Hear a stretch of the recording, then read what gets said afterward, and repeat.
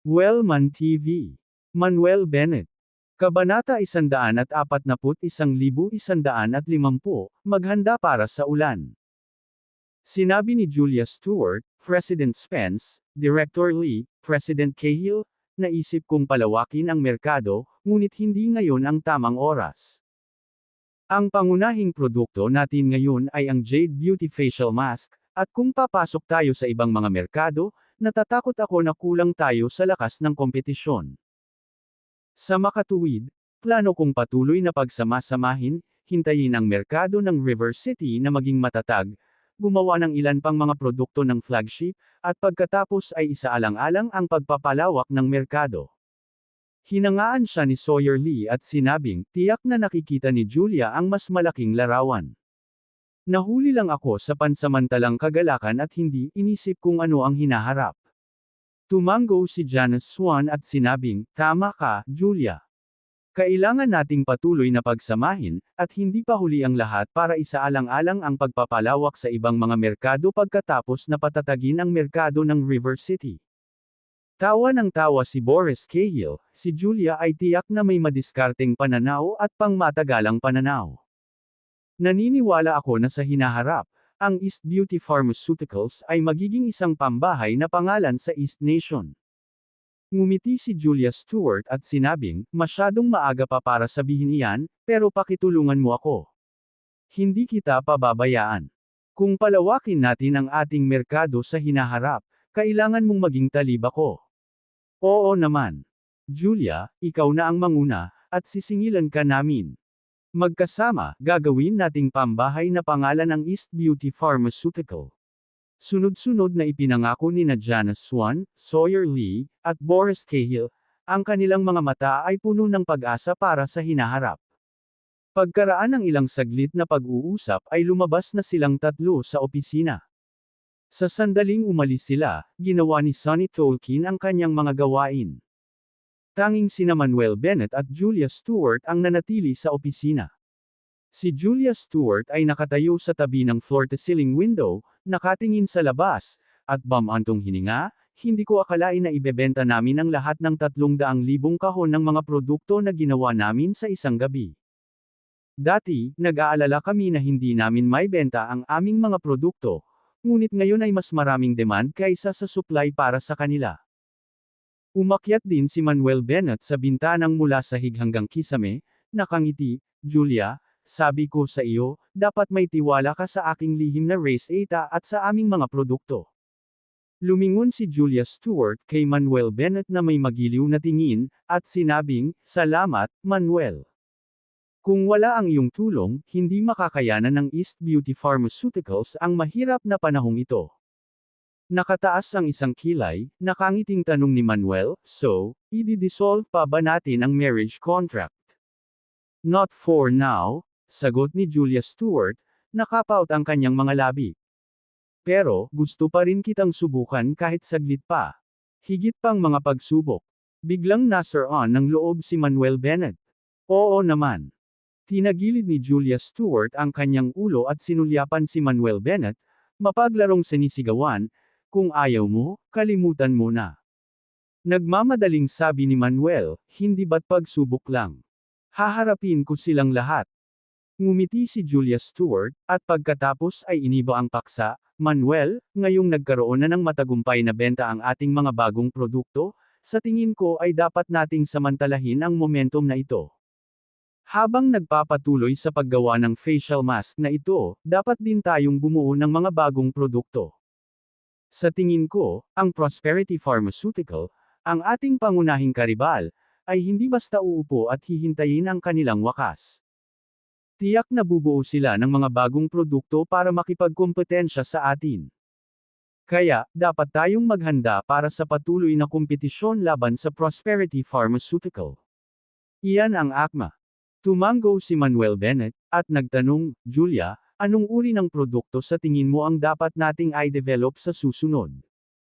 Nag-isip sandali si Julia Stewart, at sinabing, mayroon akong isang taong nagsaliksik sa merkado kamakailan.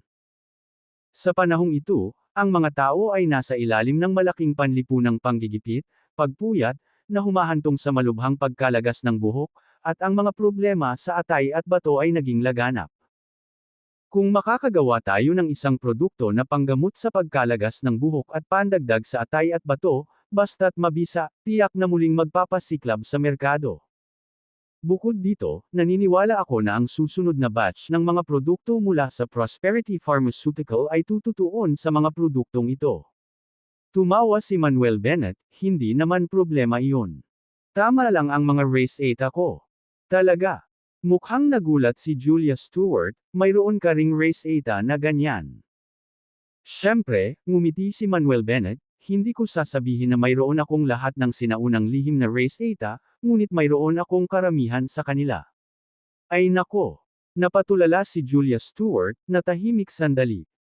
Hindi nag-aksaya ng oras, pumunta si Manuel Bennett sa kanyang mesa, kumuha ng panulat at papel, at mabilis na nagsulat ng 2 lihim na race 8. Pagkatapos ay ibinigay niya ang papel kay Julia Stewart, na nagsasabing, ang una ay tinatawag na Divine Hair Growth Liquid. Ito ay isang sinaunang lihim na race 8 na ginamit ng magandang Frances mula sa kauwi at may mga mahimalang epekto sa paggamot sa pagkawala ng buhok at pagtataguyod ng paglago ng buhok.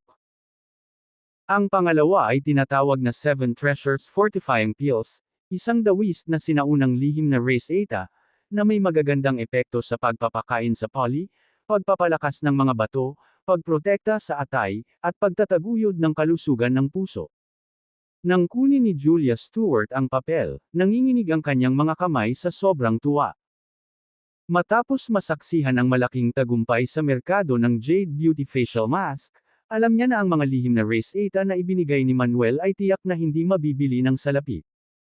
Kapag nabuo na ang mga produktong ito, siguradong magdudulot ito ng panibagong siklab ng benta. Pero hindi niya inaasahan na basta na lang sila ibibigay ng lalaking ito sa kanya. Gaano kalaki ang tiwala niya para magawa iyon? Para saan ang space ang out mo? Malumanay na ngumiti si Manuel Bennett, Julia, siguraduhing panatilihing ligtas ang mga lihim na race 8 na ito at ipasa ito sa team leader na si Louis sa lalong madaling panahon, para makapagsimula sila ng mga bagong produkto. Oo. Mariing tumanggo si Julia Stewart at mabilis na iniligpit ang papel. Humikab si Manuel Bennett, sige, hindi na kita guguluhin pa. Tandaan mong tawagan mo ako kung may kailangan ka. Pagkatapos sabihin iyon, tumungo si Manuel Bennett sa pintuan ng opisina at umalis. Manuel, teka. Biglang tinawag ni Julia Stewart si Manuel Bennett. Ano yun? May kailangan ka pa ba? Tanong ni Manuel Bennett, tumalikod. Ang magagandang mata ni Julia Stewart ay kumikinang habang nagtanong, pinadala ka ba ng langit upang protektahan ako at iligtas? Tawa ng tawa si Manuel Bennett, masasabi mo iyon, kumbaga. Pero muli, ipinadala ka ng langit para iligtas din ako. Kasabay ng malakas na tawa, umalis si Manuel Bennett sa opisina. Kahit na nakasara na ang pinto ng opisina, medyo natulala pa rin si Julia Stewart. Ano ang ibig niyang sabihin? Bakit niya sinabi na siya ay ipinadala ng langit upang iligtas siya? Kakaibang tao. Kasabay nito, pagbawi ng pribadong ospital. Si Silas Jordan ay nakahiga sa kama para sa isang sesyon ng rehabilitation therapy. Tinulungan ng ilang nurse si Silas na magpalit ng damit. Samantala, si Shelton Johnston ay nag-uulat sa sitwasyon ng East Beauty Pharmaceuticals. Kuya, simula 1:00 kagabi, ang mga bagong produkto ng East Beauty Pharmaceuticals ay tumaas ang benta. Bandang 5:00 ng umaga, naubos na lahat ang 300,000 kahon ng kanilang mga produkto. Ngayon, ang pangangailangan para sa mga bagong produkto ng East Beauty Pharmaceuticals ay higit na lumampas sa supply. Bukod dito, dinadagsa na ngayon ang internet ng mga promosyon para sa kanilang bagong produkto. Tama na. Hinawakan ni Silas Jordan ang kanyang mga kamao at nagpakawala ng galit na dagandong. Maraming mga nurse ang natakot kaya nagsimula silang manginig sa buong katawan. Kabanata 142, Kabanata 142, siyam na kamatayan at isang buhay na nagkalat. Sinabi ni Shelton Johnston sa ilang mga nurse, pwede bang iwan mo muna kami sa ngayon? Tumanggo ang mga nurse at lumabas ng ward. Pagkaalis ng mga NARS, namula ang mga mata ni Silas Jordan sa galit, nasa bingit ng pagkabangkarote ang East Beauty Pharmaceuticals, ngunit hindi namin akalain na mabubuhay pa ito. Nasira lahat ng plano natin, damn, nakakainis. Bumantong hininga siya at muling nagtanong, Shelton, kumusta na ang sitwasyon ng Prosperity Pharmaceuticals natin ngayon? Sumimangot si Shelton Johnson, not so good. Ano ang ibig sabihin ng hindi masyadong maganda? Malungkot ang mukha ni Silas Jordan.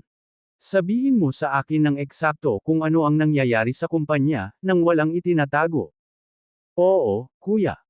Tumango si Shelton at naglakas loob na sabihin, Kuya, mula 1:00 ng umaga kagabi hanggang ngayon, ang benta namin ng produkto ay nakaranas ng malaklif na pagbaba, bumaba ng 5% puntos, at bumabagsak pa rin.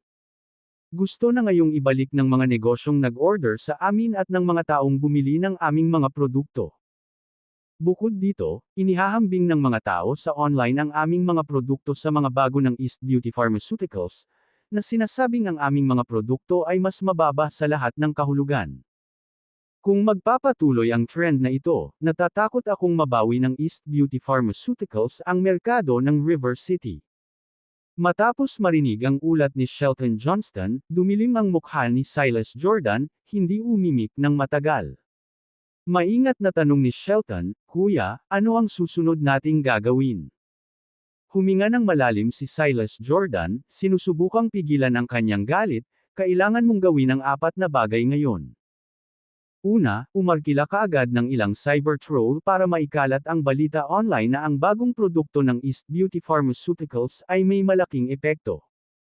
Pangalawa, bawasan ang presyo ng aming mga produkto, magsagawa ng iba't ibang mga kaganapan sa diskwento upang patatagin ang mga benta. Pangatlo, subukang pakalmein ang mga may-ari ng negosyo at ang pangkalahatang publiko hangga't maaari. Mas mabuting bayaran sila kaysa payagan silang magbalik ng mga kalakal. Panghuli, subukang putulin ang supply ng mga hilaw na materyales para sa East Beauty, na pumipigil sa kanila na ipagpatuloy ang produksyon. Okay, kuya. Tumango si Shelton Johnston at idinagdag, gayunpaman, kuya, natatakot ako na ang mga hakbang na ito ay pansamantalang magpapatatag sa masamang sitwasyon para sa atin. Kung gusto nating ipagpatuloy ang pagsugpo sa East Beauty Pharmaceuticals, dapat tayong maghanap ng mga paraan upang makabuo ng mas mahusay na mga bagong produkto. Siyempre, alam ko iyon. Huwag kang mag-alala, tatawagan ko ang Ancient Medical Family sa Kyoto at ipagpapatuloy ang pagbili ng iba pang mga lihim na Race Eta. Sumagot si Silas Jordan at saka idinagdag, gawin mo lang ang iniutos ko. Oo. Tumango si Shelton Johnston at saka umalis sa ward. Pagkaalis ni Shelton, bumulong si Silas sa sama ng loob, Julia Stewart, huwag mong isipin na malalampasan mo ako. East Beauty Pharmaceuticals. Opisina ng Assistant. Si Manuel Bennett ay nakaupo sa kanyang posisyon, nakapikit ang kanyang mga mata upang linangin. Pagkaraan ng ilang sandali ng paglilinang, nakaramdam ng walang makabuluhang pag-unlad, huminto siya at nag-isip.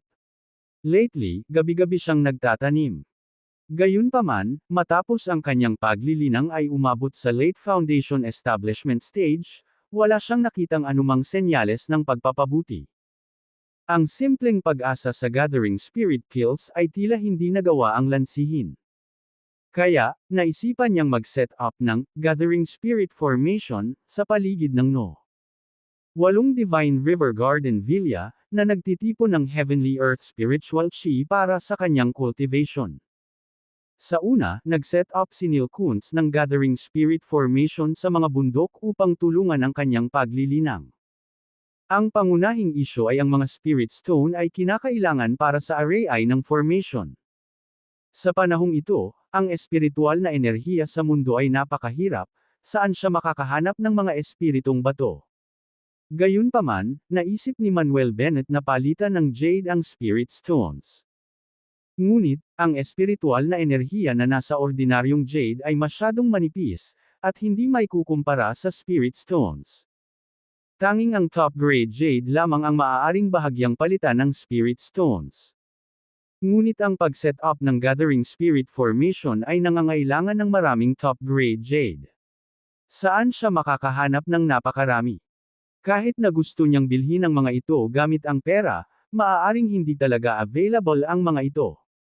Isang seryosong problema iyon. Samantala, isang boses ang umalingaw sa tenga ni Manuel. Assistant Bennett. Assistant Bennett. Bumalik si Manuel sa kanyang katinuan, lumingon ang kanyang ulo at nakita si Sonny Tolkien na nakatayo sa kanyang harapan. Assistant Tolkien, anong meron? Anong problema? Naguguluhang tanong ni Manuel. Ngumiti si Sonny Tolkien, Assistant Bennett, pinadalhan ako ni President Stewart ng bonus na 10,000 yuan kagabi, ibabalik ko ang pera sa iyo ngayon. Umiling si Manuel, Assistant Tolkien, gaya ng nabanggit ko, hindi mo kailangang magmadali sa pagbabayad ng 10,000 yuan, dapat mong itago ito sa ngayon. Hindi ito gagawin. Umiling si Sonny Tolkien at sinabing, Assistant Bennett, hindi ko kailanman nagustuhan ang pagkakautang sa sinuman. Kaya, Assistant Bennett, ibigay mo sa akin ang iyong account number. Well, sige. Walang magawang ngumiti si Manuel Bennett, saka binigyan si Sonny Tolkien ng account number. Hindi nagtagal, 10,000 yuan ang nailipat sa kanyang account. Pero sa pagkakataong iyon, may tumawag sa kanyang cellphone. Ang display ng papasok na tawag ay nagpakita na ito ay mula kay Joan Holman. Sa sandaling i-connect niya ang tawag, nagtanong si Manuel Bennett, Elder Holman, bakit mo ako tinatawagan ng madaling araw, may mali ba?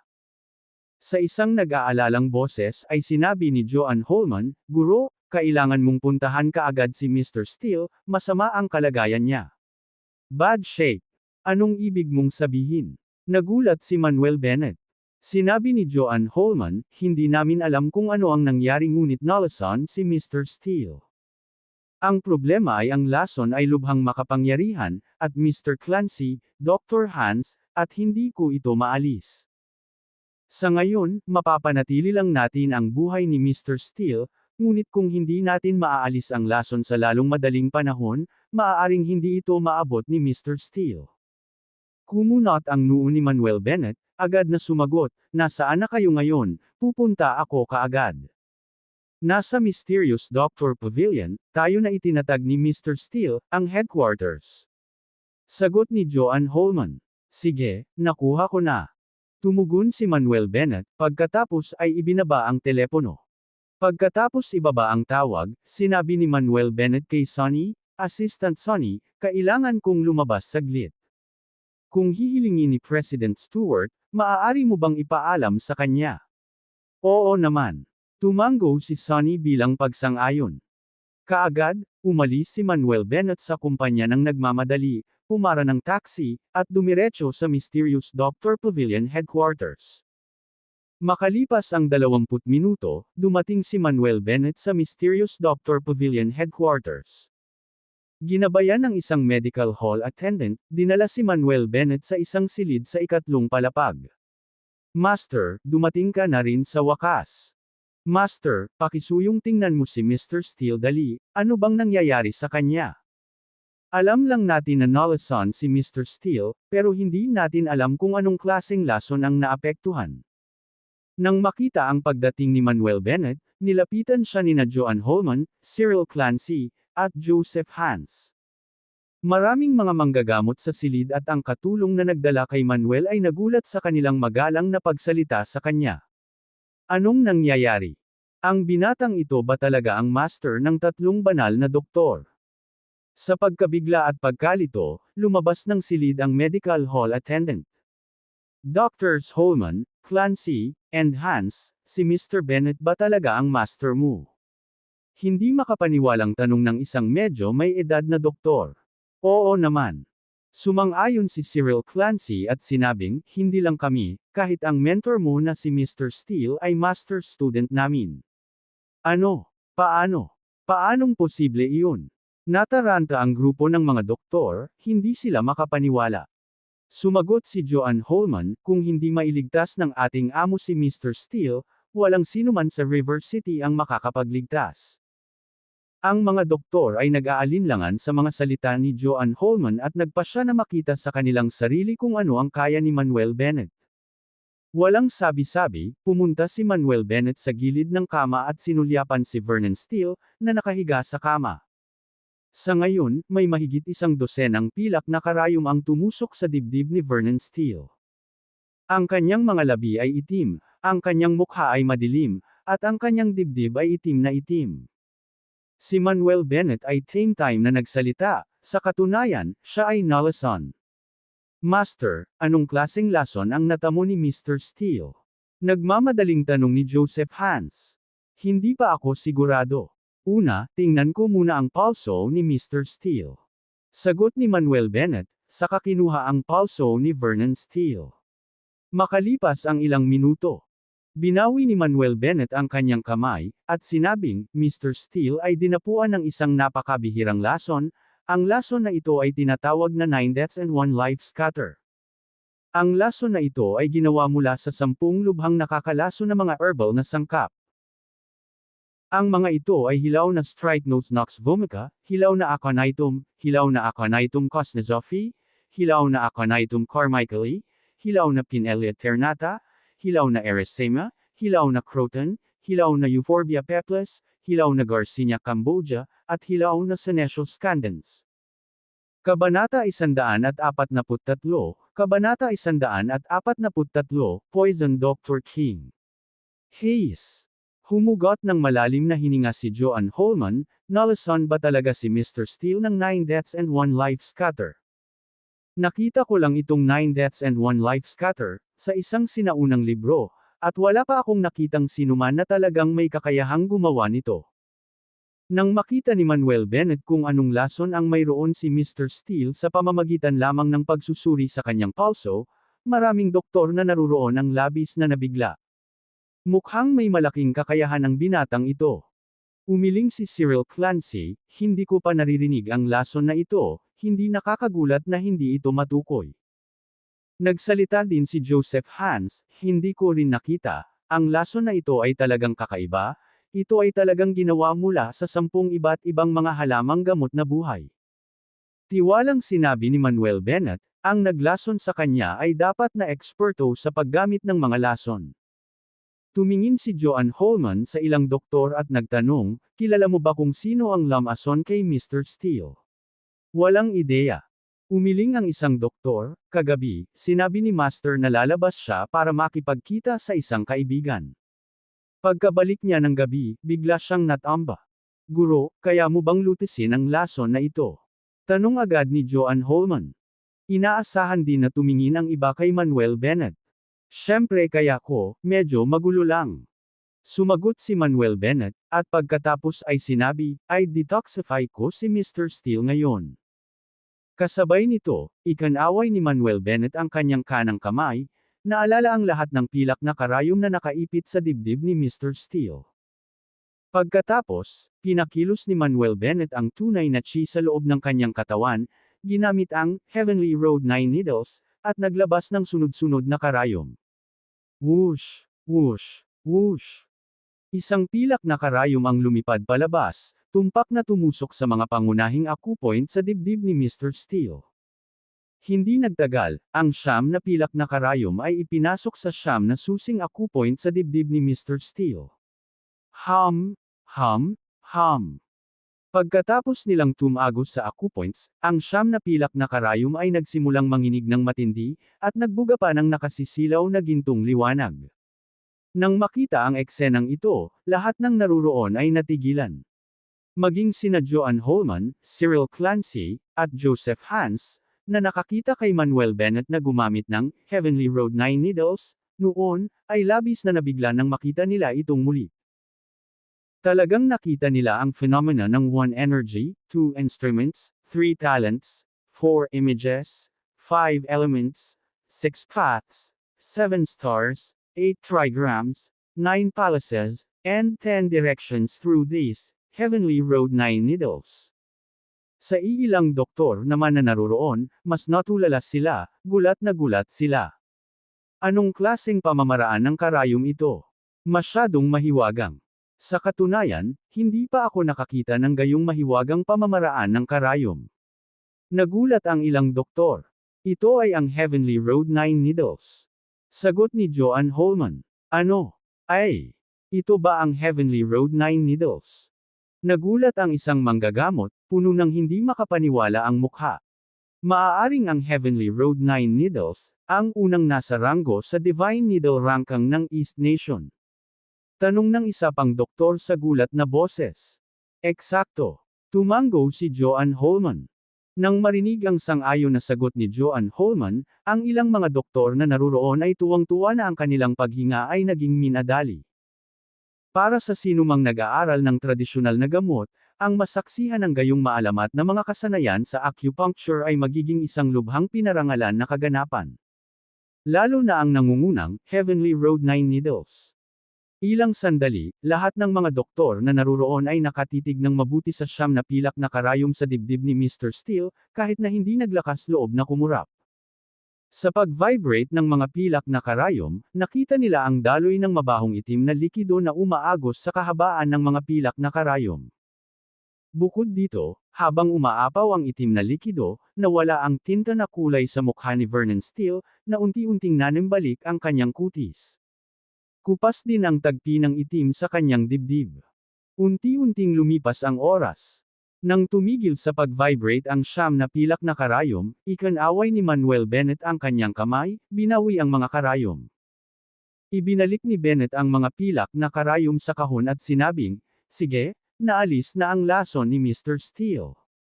Iyon lang ba ang kinuha? Ang tanong ng isang nangungunang manggagamot. Sumagot si Cyril Clancy, dahil sinabi ni Master na neresolba na ito, dapat nga.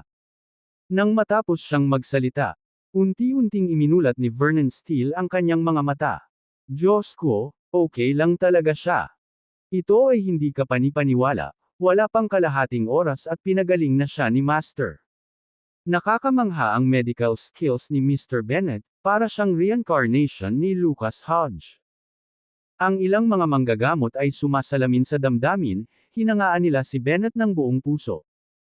Naunawaan na nila ngayon kung bakit tatawagan ng apat na mahusay na divine doctor ng River City ang binatang ito na kanilang master. Ang binatang ito ay nagtataglay ng mga pambihirang kakayahan sa medisina, na ginagawang karapat-dapat siyang tawaging Master of River City's four great divine doctors. Si Vernon Steele ay mukhang natarante sa lahat at nagtanong, "Master, Mr. Hefner, Mr. Cowell, Mr. Harvey, bakit kayo nandito? Hindi ba ako patay?" Sumagot si Joanne Holman, "Mr. Steele, kung hindi dahil sa intervention ni Master para alisin ang lason na 9 deaths and 1 life scatter, mula sa iyong katawan, natatakot ako na patay ka na." Mabilis na umupo si Vernon Steele at sinabing, "Salamat, Guro, sa pagligtas sa aking buhay. Mr. Steele, dahil kinilala mo ako bilang iyong guro, natural na ililigtas kita. Hindi na kailangan ng pasasalamat." Ikinaway ni Bennett ang kanyang kamay at pagkatapos ay nagtanong, "Gayunpaman, ako ay napaka-curious, sino ang eksaktong lamason sa iyo?" Hindi sumagot si Steele, sa halip ay tumahimik. Cyril Clancy urged, "Halika, Mr. Steele, sabihin mo lang." Sinabi ni Joseph Hans, "Mr. Steele, binigyan ka ng taong iyon ng lason na 9 deaths and 1 life scatter, malinaw na sinadya nilang patayin ka." Huminga ng malalim si Steele at sinabing, "It was all my fault." "Paano mo kasalanan?" Naguguluhan na tanong ni Joanne Holman. Si Bennett at ang iba ay mukhang natarante rin. Sinabi ni Steele, "Ito ay isang mahabang kwento." Sabi ni Bennett, "No problem, Mr. Steele. Take your time, we're all ears." Sinimula ni Steele na isalaysay ang kanyang kwento, "Noong ako ay 10 taong gulang, sinabi ng isang nomadic old traditional medicine practitioner na siya ay isang inapo ng mysterious doctor sect at inisip na mayroon akong magandang talento, kaya kinuha niya ako bilang isang disipulo ng mysterious doctor sect. Tinuruan niya ako ng medisina at ang arcane arts. Mayroon ding senior brother at junior sister na nag-aaral sa ilalim ng matandang tradisyonal na manggagamot. Ang pangalan ni senior brother ay Shean Dallas, at ang pangalan ng junior sister ay Stephen Jordan. Natutunan namin ang tradisyonal na gamot at sining ng arcane mula sa aming master, at nagsimula kaming bumuo ng isang malalim na pagkakamag-anak. Pero pagkaraan ng ilang sandali, pareho kaming nahulog ni Senior Brother Dallas kay Junior Sister Jordan. Then one day, pareho kaming nagtapat ng nararamdaman ni Senior Brother Dallas kay Junior Sister Jordan, pero pinili niya ako sa huli. Dahil dito, naging kaaway ko si Senior Brother Dallas at umalis sa sekta. Bago umalis, sinabi niyang maghihiganti siya at babalik sa buhay ko balang araw. Sa sumunod na 50 taon, hindi na namin nakita ni Junior Sister Jordan si Senior Brother Dallas. Ngunit nang maglaon, may mga alingaw-ngaw ng isang poison Dr. King, sa traditional medicine world, at nalaman namin na ito nga ay si Senior Brother Dallas. Sa aking sorpresa, dumating ang Dallas sa River City kahapon, at inanyayahan ako sa hapunan. Laking tuwa ko at pumayag akong makipagkita sa kanya. Hindi ko alam, si Dallas ay nagtataglay pa rin ng sama ng loob, at nilason niya ang alak na ininom ko, ngunit wala akong paraan para malabanan ang lason. Nang marinig ang kwento ni Vernon Steele, naunawaan ni Bennett at ng iba pa ang sitwasyon. Hindi inaasahan ni Bennett na ang matandang ito ay magkakaroon ng ganoong melodramatic love-hate relationship sa kanyang kabataan. Kabanata 144, Kabanata 144, ang nakakatakot na matandang fella. Sinabi ni Joanne Holman, matandang Sanborn, hindi ba masyadong hindi makatwiran ang iyong senior brother? Dahil pinili ka ng ate mo, hindi ba dapat siya, bilang senior brother mo, ay maging masaya para sa iyo? Bakit siya ang naging mortal mong kaaway? Ngumisi din si Joseph Hans, eksakto, hindi manly-manly ang senior brother mo, walang generosity. Tinapik ni Cyril Clancy ang kanyang dibdib at sinabing, Old Sanborn, kung ang iyong senior brother ay maglakas loob pa ring saktan ka, tutulungan ka naming turuan siya ng leksyon. Tumango rin sina Joanne Holman at Joseph Hans. Kahit na palagi silang mahilig mag-away at mag-away tuwing weekdays, sa katunayan, lahat sila ay humanga sa isa't isa at nagkaroon na sila ng malalim na pagkakaibigan. Ngayong nalaman nilang may gustong saktan si Vernon Steele, natural na hindi sila sumang-ayon dito. Mapait na sinabi ni Vernon Steele, kasalanan ko ito. Kung gusto ni Mr. Donovan ang buhay ko, hayaan mo siyang kunin. Paano mo ito naging kasalanan? Kumunot ang noo ni Manuel Bennett, in matters of affection, one shouldn't force it. Malinaw na hindi gusto ng ate mo ang senior brother mo. Kung pipilitin mo siyang piliin siya kaysa sa iyo, masasaktan mo siya. Kaya, sa tingin ko wala kang ginawang mali, lahat ng kasalanan ay nasa senior brother mo. Ngunit, magsasalita na sana si Vernon Steele. Biglaan. Kumatok, kumatok, kumatok. May mga biglaang katok at sigawan sa labas ng pinto. Ito ay isang kalamidad. Ito ay isang kalamidad. Pumasok ka at mag-usap. Sabi ni Vernon Steele. Itinulak ang pinto, at ang isang manggagamot ay nagmamadaling tumakbo mula sa labas. Pagkapasok niya, nakita ng manggagamot si Vernon Steele na nakaupo sa kama, at agad siyang natigilan, Master, gumaling ka na. Oo. Tumango si Vernon Steele at sinabing, sabihin mo sa akin, bakit ka nagpapanik? Anong nangyari? Nagmamadaling sinabi ng doktor, Guru, isang matandang lalaki ang dumating at nagtanong kung patay ka na. Akala namin baliw na siya kaya pinalayas namin siya. Hindi lamang siya umalis, ngunit naghagis din siya ng ilang pulbos ng gamot, at agad na nilason ang ilang mga manggagamot at katulong. Ngayon ang lahat ay nagkakagulo sa ibaba. Nang marinig ito, nagdilim ang mukha ni Vernon Steele, siya nga, nandito siya. Natural na alam ni Manuel Bennett at ng iba pa kung sino ang tinutukoy ni Vernon Steele sa kanyang bibig. Agad namang sinabi ni Cyril Clancy, I didn't expect this guy to dare to come, tama lang, let's go and meet him. Sa oras na ito, sa bulwagan ng Mysterious Doctor Pavilion, nagkagulo ang buong bulwagan. Ilang manggagamot at katulong ng medical hall ang nakahandusay sa lupa, nanginginig, nangangitim ang mga mukha, bumubula ang bibig, at tila nalason, mukhang nasa kritikal na kondisyon. Iligtas mo sila. Iligtas mo sila. Pumunta ka at humingi ng tulong kay Dr. Holman. Umakyat na si Dr. Lee para humingi ng tulong. Sumigaw ang ilang manggagamot at katulong at nagsimulang iligtas ang mga nakalason na manggagamot at katulong. Gayunpaman, pagkatapos suriin ng mahabang panahon, hindi nila maisip kung anong uri ng lason ang nalason ng mga manggagamot at katulong na ito, at walang paraan upang ma-detox ang mga ito. Namangha ang mga pasyente na pumunta sa medical hall para kumuha ng mga gamot at magpatingin sa mga doktor. Sa hindi kalayuan ay nakatayo ang isang matandang lalaki. Nakasuot ng itim na tela ang matanda, payat na wala pang 5 talampakan at 9 na pulgada ang taas. Sinukli ang kanyang kulay abong mahabang buhok na nagpapakita ng maputlang mukha. Ang matandang ito ay ang Poison Dr. King na si Shion Dallas. Galit na sabi ng isang manggagamot, "Matandang mister, wala silang hinaing sa iyo, bakit mo sila nilason?" Tumayo si Shion Dallas habang nasa likod ang kanyang mga kamay at malamig na sinabi, "Naglakas loob silang baliwalain ako, natural na hindi sila mabubuhay. Ikaw." Itinuro ng isa pang manggagamot si Shion Dallas at sinabing, "Bilasan mo at kunin ang antidote. Kung mamatay sila, hindi ka makakatakas." Ngumisi si Shion Dallas, "Hindi ba't mga disipulo kayo ni Vernon Steele? Wala ka bang kakayahan na mag-detoxify ng mga lason?" Hindi pa bumabagsak ang boses. Isang galit na dagandong ang nagmula sa hagdanan. "Mr. Donovan, ang gusto mong patayin ay ako. Bakit mo sila gustong saktan?" Nang marinig ang boses, napatingin ang lahat. Nakita nila si Manuel Bennett at ang kanyang grupo na naglalakad. Shion Dallas looked at Vernon Steele and squinted, "Interesting, hindi ka talaga namatay." Hindi lang si Mr. Sanborn ang hindi namatay, pati ang lason sa kanya ay naalis na rin.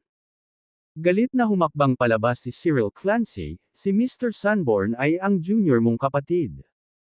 Hindi ko inaasahan na sasaktan mo ang mga kapwa mo disipulo para lang sa isang babae. Lalaki ka ba? Pinili ng junior sister mo si Mr. Sanborn, natural with her own reasons. Kung hindi mo sila I congratulate, okay lang, pero gusto mo talagang patayin si Mr. Sanborn. Ano bang balak mo? Kung alam ng iyong amo na sinasaktan mo ang iyong mga kapwa alagad, tumalon siya mula sa kanyang kabaong para patayin ka. Tinatawag mo ang iyong sarili na Poison Dr. King, ngunit nakikita kong malinaw na isa kang harmful Dr. King." Lumapit din sina Joanne Holman at Joseph Hans, na kinundena si Shion Dallas. Nagdilim ang mukha ni Shion Dallas, at matalim niyang tinanong, "Sino ka?" "Well, makinig ka, ako ang Harry ng Daang Herbs, ng River City, Cyril Clancy." Nagpakilala si Cyril Clancy, pagkatapos ay itinuro sina Joanne Holman at Joseph Hans at sinabing, ang dalawang ito ay Divine Needle King, ng River City na si Joanne Holman at Bone Setting King, Joseph Hans. Oh! Shion Dallas nodded in sudden realization, lumalabas na ito ang tanyag na Divine Needle King, King of 100 Herbs, at Bone Setting King. Totoo na mas mabuting makakita ng 1 beses kaysa makarinig ng 100 beses. Then he changed the topic, "Since you guys have such a big reputation, your medical skills must be very high, right?" Sinabi ni Joanne Holman, "Hindi ako mangangahas na sabihin ang napakataas, ngunit hindi bababa sa hindi namin ginagamit ang aming mga medikal na kasanayan upang saktan ang mga tao." "Hey hey! Ngumisi ng masama si Shion Dallas, dahil malaki ang pangalan ninyo. Tingnan natin kung mareresolba mo ang lason na ibinigay ko." Hindi pa bumabagsak ang boses. Marahas na ikanaway ni Shion Dallas ang kanyang kanang kamay. Whoosh! Whoosh! Whoosh! 3 itim na pilak na karayom ang sumipol mula sa kanyang manggas, bumaril kay Joanne Holman, Cyril Clancy, at Joseph Hans. Ingat! Si Manuel Bennett, na nagtatanggal ng lason para sa mga nalasan na manggagamot at katulong, ay napansin ang paggalaw na ito at agad silang binalaan ng malakas. Ngunit huli na ang isang hakbang. Whoosh! Whoosh! Whoosh! Ang 3 pilak na karayom ay tumpak na tumusok sa mga acupoint sa dibdib nina Joanne Holman, Cyril Clancy, at Joseph Hans. Sa mismong sandaling tinusok sila ng mga karayom. Biglang natakot si Joan Holman, nalasan ito. Habang sinasabi niya ito, mabilis siyang naglabas ng ilang pilak na karayom at sinaksak ang mga iyon sa sarili niyang acupoints, sinusubukang i-detoxify ang kanyang sarili. Si Cyril Clancy ay kumuha ng isang bag ng pulbos ng gamot para makain, habang si Joseph Hans ay nagdiin ng iba't ibang acupoint sa kanyang katawan. Ngunit napakabilis ng epekto ng lason. Ang trio ay walang oras upang mag-detoxify at bumagsak sa lupa. Wala pang isang minuto. Ang mga mukha ni Joan Holman at ng iba pa ay naging itim, ang kanilang mga katawan ay nanginginig, at may bula na lumabas sa kanilang mga bibig. Nang makita ang eksenang ito, lahat ng naruroon ay kinilabutan at nabigla, umatras at hindi ng ahas na lumapit kay Sheehan Dallas. Diyos ko, masyadong nakakatakot ang matandang ito. Nalasan niya si Dr. Holman, Dr. Clancy, at Dr. Han sa isang iglap. Ang susi ay ang mga paraan ng pagkalason ng matandang ito ay walang katapusan. Ito ay pulbos ng gamot ngayon lamang, at ngayon ito ay mga karayom ng lason. Ito ay ganap na imposibleng mabantayan. Gulat na sigaw ng mga taong naruroon, puno ng takot ang kanilang mga mata nang tumingin kay Sheehan Dallas. Agad na nagalit si Vernon Steele at sumigaw, "Senior Brother Donovan, kung mayroon kang lakas ng loob, lumapit ka sa akin. Bakit kailangan mong saktan ang mga kaibigan ko? Huwag kang mag-alala, ikaw na ngayon." Malamig na ngumisi si Sheehan Dallas, tapos biglang tinutukan ng black poisoned needle si Vernon Steele. Ngunit sa split second ay lumapit ang itim na lason na karayom. Whoosh! Isang pilak na karayom ang bumaril mula sa likuran, na gumawa ng kumalatong na tunog, at pinaalis ang itim na nalason. Kabanata 145, Kabanata 145, Tatlong Kompetisyon. WHO. Sigaw ni Manuel Bennett. Matanda, nangangahas na gumamit ng lason sa harap ko, hinahanap mo ba talaga ang kamatayan? Malamig na sabi ni Manuel Bennett, na humakbang. Sino ka? Tumangala si Sheehan Dallas kay Manuel Bennett. Ipinakilala ni Vernon Steele, ito ang nangungunang doktor ng River City, at siya ang master ko, Mr. Hefner, Mr. Cowell, at Mr. Harvey. Master. Biglang natahimik si Sheehan Dallas, nanunuya, Vernon Steele, talagang umaatres ka, talagang sinasamba ang isang batang brat bilang master. Nagbibiro ka ba? Sa sandaling ito, lahat ng nakarinig sa mga salita ni Vernon Steele ay natigilan at nabigla. Oh my God, ang binatang ito talaga ang master ng 4 Great Divine Doctors ng River City. Hindi ito maaaring totoo. Sa pangkalahatan, ang mga senior medicine practitioner lamang ang may mahusay na mga kasanayan sa medikal, ngunit ang batang ito ay masyadong bata, marahil ay nasa maagang 20s. Siya ba talaga ang master ng 4 na dakilang Divine Doctors? Pero sabi ni Divine Dr. Steele, wala naman dapat kasinungalingan di ba? Nagbulungan at nag-usap ang lahat, nalipat ang tingin nila kay Manuel Bennett. Sa sandaling iyon, may narinig akong gulat mula sa likuran. Tapos na, ayos na si Dr. West at ang iba pa. Talagang divine ang medical skills ng binatang iyon, ilang karayom lang at natanggal na niya ang lason kay Dr. West at sa iba pa. Napalingon ang lahat. Gaya ng inaasahan, nagising na ang lahat ng mga manggagamot at apprentice na nalason lang ng poison powder ni Sheehan Dallas. Ngayon, lahat ng naruroon ay may bahagyang paniniwala sa mga kasanayang medikal ni Manuel Bennett. Nagtaas baba si Sheehan Dallas kay Manuel Bennett at ngumiti, medyo kaya mo, bata, kaya mong lutasin ang aking 10 aromas bone dissolving powder, sa maikling panahon. Buong pagmamalaking sinabi ni Vernon Steele, Mr. Donovan, hindi lang kayang lutasin ng aking Panginoon ang 10 aromas bone dissolving powder, kundi pati na rin ang 9 deaths and 1 life scatter, na ibinigay mo sa akin, na nalutas din ng aking amo. Oh, so ikaw pala ang nagtanggal ng lason ng lalaking ito. Lalong naging interesado ang tingin ni Sheehan Dallas kay Manuel Bennett. Sinabi ni Manuel Bennett na walang pakialam, ang mga lason na ito ay wala sa akin. Mabuti, napakahusay. Ngumiti ng masama si Sheehan Dallas, itinuro si Joan Holman, Cyril Clancy, at Joseph Han sa lupa, kung kaya mo, iwaksi ang lason sa kanila. Anong mahirap dun? Kalmadong kinuha ni Manuel Bennett ang isang silver needle box mula sa kamay ng isang malapit na manggagamot at pagkatapos ay pinitik ang kanyang pulso. Sa isang iglap, ang lahat ng 27 pilak na karayom sa kahon ng pilak na karayom ay pumailan lang sa hangin, lumilipad sa himpapawid.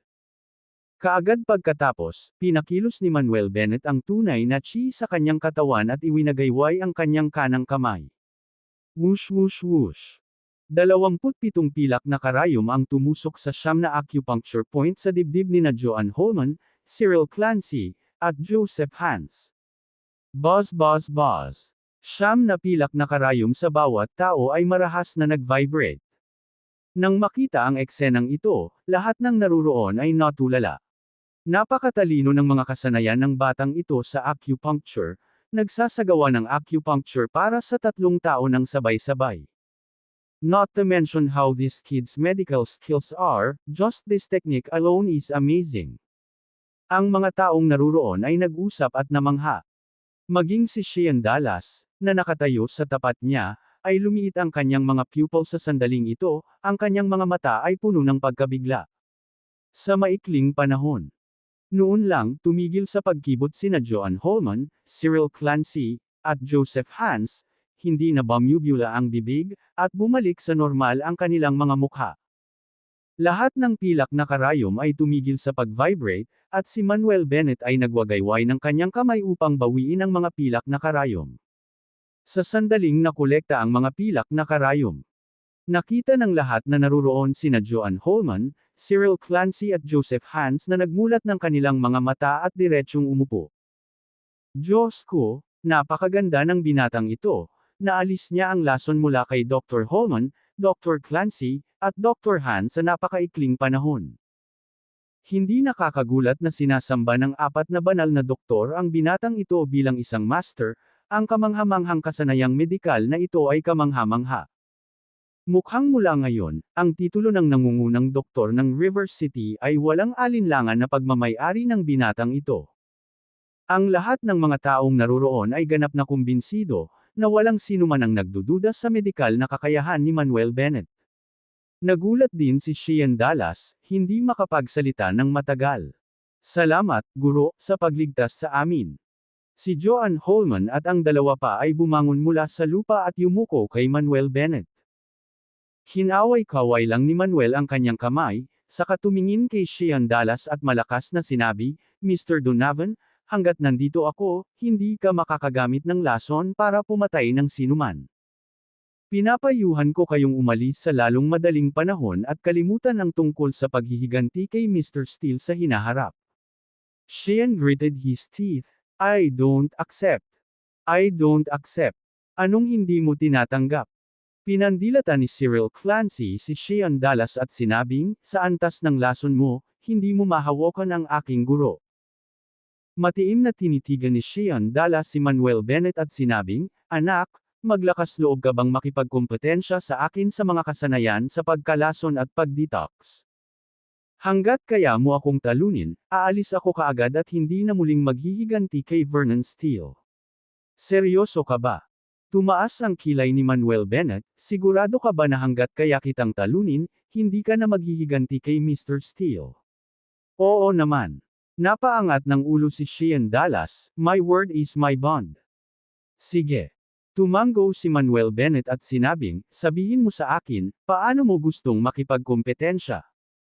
Nag-isip sandali si Shean Dallas, pagkatapos ay direktang sinabi, hayaan tayong magkaroon ng 3 kompetisyon. Una, bawat isa sa atin ay gumagamit ng acupoint techniques para lasonin ang katawan ng isa't isa. Pangalawa, gumagamit tayo ng mga kasanayan sa acupuncture para lason ang katawan ng isa't isa. Pangatlo, bawat isa sa atin ay gumagamit ng limitadong mga panggagamot na materyales sa medikal na bulwagan na ito upang maghanda ng lason para sa isa pang inumin sa loob ng 10 minuto. Makikita natin kung sino ang pinakamabilis mag-detoxify, at kung sino ang unang manalo ng 2 rounds ang siyang mananalo. Naglakas loob ka bang makipagkompetensya? Nang marinig ang mga salita ni Shean Dallas, lahat ng naruroon ay sumabog sa pananibik. Haha, medyo magkakaroon ng palabas ngayon. Nakakita na ako ng mga medikal na laban pero hindi ko akalain na makakakita ako ng laban ng lason ngayon. Ang pagkalason ay bahagi rin ng tradisyonal na gamot. Tingnan natin kung kaninong kakayahan na lason at mag-detoxify ang mas malakas. Bata, huwag kang mag-alinlangan. Makipagkumpetensya tayo at ipaaman sa kanya ang pagkatalo ng buong puso. Ang mga tao ay nagsimulang magsaya sa kanila. Sumimangot si Vernon Steele, hindi mapakali. Dahil si Shean Dallas ay gumawa ng pangalan para sa kanyang sarili bilang Poison Dr. King, nangangahulugan ito na ang kanyang mga kasanayan sa pagkalason at pag-detox ay kinilala sa traditional medicine world. Bagamat napakahusay ng mga medikal na kasanayan ni Manuel Bennett at mahusay siya sa detoxification, hindi ito nangangahulugan na mahusay din siya sa pagkalason. Sa pag-iisip tungkol dito, nagsalita si Vernon Steele, Mr. Donovan, hindi ito patas. Hindi kailanman gumamit ng lason ang aking amo para saktan ang sinuman, habang inilaan mo ang kalahati ng iyong buhay sa pag-aaral ng lason at detoxification. Sa larangang ito, hindi gaanong mga tao ang kasing husay mo, kaya kahit manalo ka, hindi ito magiging maluwalhati. Mr. Steele, huwag kang mag-alala. Kinausap ni Manuel Bennett si Vernon Steele at saka tumingin kay Shean Dallas, Mr. Donovan, I agree to compete with you. Good. Ikaw, bata, ang lakas ng loob mo. Tumingin si Shean Dallas kay Manuel Bennett nang may pagpapahalaga at pagkatapos ay nagtanong, sino ang mauuna? Nagtaas ng kamay si Manuel Bennett, ikaw ang matanda, mauna ka. Sigurado ka ba? Shean Dallas sneered, anak, kung mauna ako, at hindi mo ma-detoxify ang lason ko, maaari kang mamatay. Tumawa ng mahina si Manuel Bennett, huwag kang mag-alala, hindi pa ipinapanganak ang taong maaaring lason sa akin hanggang mamatay. Para mas madali mo akong lasunin, maghuhubad lang muna ako ng damit. Habang nagsasalita siya, tinanggal ni Manuel Bennett ang kanyang kamiseta, inihayag ang kanyang itaas na katawan.